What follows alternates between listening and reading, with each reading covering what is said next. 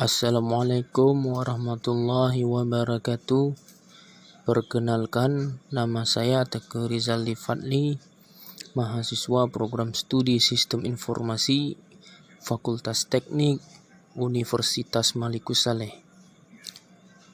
Pada video kali ini, saya akan membahas materi mengenai teknologi internet dan web, di mana terbagi menjadi 5 submateri, yaitu yang pertama internet, intranet, dan ekstranet. Yang kedua arsitektur dasar internet. Yang ketiga arsitektur web. Yang keempat teknologi pendukung web. Dan terakhir yang kelima yaitu aplikasi web pada e-commerce. Sebelumnya, terima kasih kepada Bapak, Ibu, saudara-saudari yang telah menonton video ini yang membahas materi mengenai teknologi internet dan web. Video ini dibuat untuk memenuhi tugas mata kuliah media sosial dan pemasaran online. Baik, kita masuk ke materi pertama, yaitu internet, intranet, dan ekstranet. Internet merupakan sebuah jaringan yang berfungsi untuk menghubungkan antara satu media elektronik dengan media lainnya. Jaringan komunikasi inilah yang akan mentransfer data secara tepat, dan internet juga adalah sistem komunikasi yang menghubungkan jaringan komputer di seluruh dunia. Yang kedua, intranet. Intranet adalah sebuah jaringan internal perusahaan yang dibangun menggunakan teknologi internet.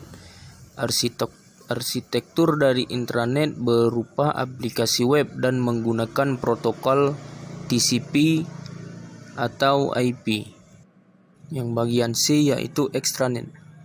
Ekstranet adalah jaringan pribadi yang menggunakan protokol internet dan sistem telekomunikasi publik untuk membagi sebagian informasi bisnis atau operasi secara aman kepada penyalur, penjual, mitra, pelanggan, dan lainnya.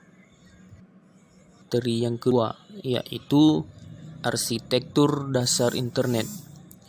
Arsitektur internet adalah jaringan meta yang mengacu pada kumpulan ribuan jaringan berbeda yang berinteraksi dengan protokol umum.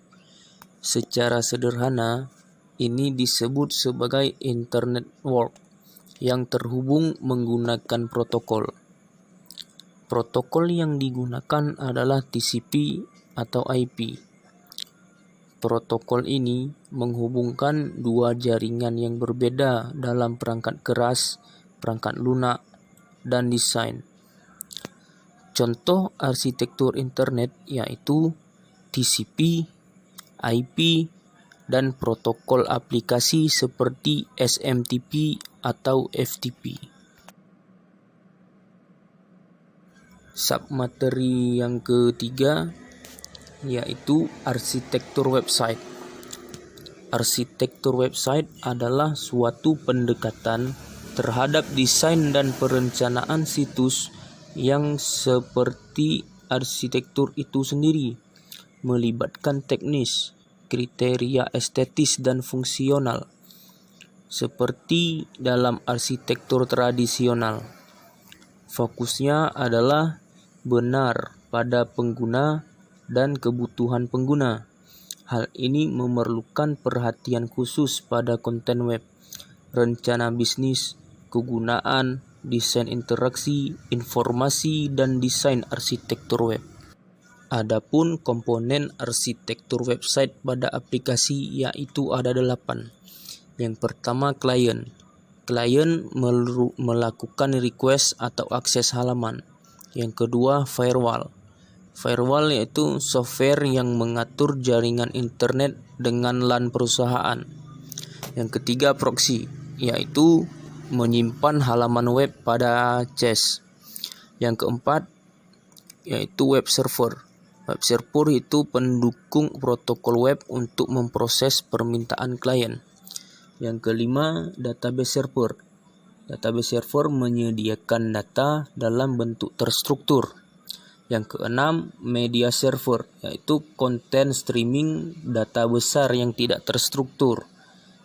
Yang ketujuh, content management server, yaitu untuk menangani konten untuk melayani aplikasi. Terakhir, yang kedelapan adalah aplikasi server. Aplikasi server untuk melayani permintaan akses dari klien.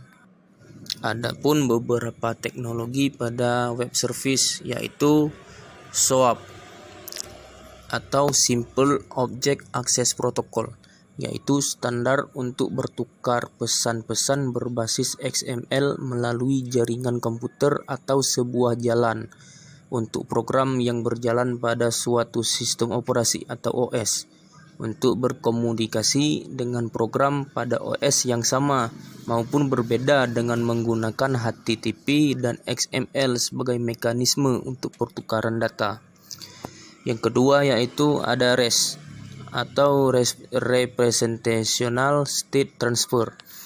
Nah, REST merupakan gaya arsitektur untuk menyediakan standar antara sistem komputer di web sehingga memudahkan sistem untuk berkomunikasi satu sama lain. WSDL atau Web Service Definition Language, yaitu format XML yang diterbitkan untuk menerangkan web service. WSDL mendefinisikan pesan-pesan yang dikirim ke dan menuju web service, koleksi-koleksi digital dari pesan-pesan bagaimana part type yang ditentukan dijadikan wire protocol di mana service ditempatkan. Selanjutnya ada WDDX, yaitu Web Distributed Data Exchange, yaitu mekanisme pertukaran data netral dalam bahasa pemrograman, platform, dan transportasi yang dirancang untuk mengirimkan data antar lingkungan yang berbeda dan komputer yang berbeda. Kemudian yang terakhir ada submateri aplikasi web pada e-commerce. Ada beberapa aplikasi website pada e-commerce, yaitu contohnya yang pertama Shopee pada shopee.co.id, yang kedua ada Tokopedia di tokopedia.com, yang ketiga yaitu bukalapak.com, dan yang keempat ada blibli.com dan lain sebagainya. Baik, cukup sekian materi dari video ini mengenai teknologi internet dan web. Lebih dan kurang saya mohon maaf. Assalamualaikum warahmatullahi wabarakatuh.